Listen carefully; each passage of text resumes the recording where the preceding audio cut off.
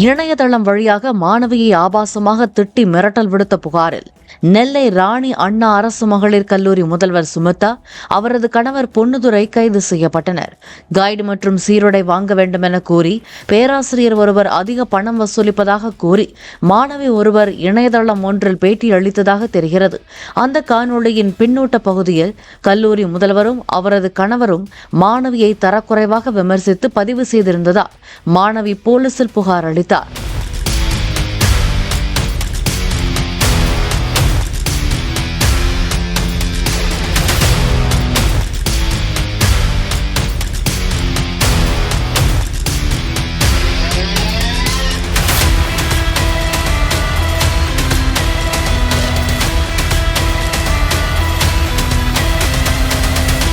Play store மற்றும் app ஸ்டோரில் இருந்து பாலிமர் செயலியை QR கோடு மூலம் பதிவிறக்கம் செய்யுங்கள். செய்திகளை உடனுக்குடன் பெறுங்கள்.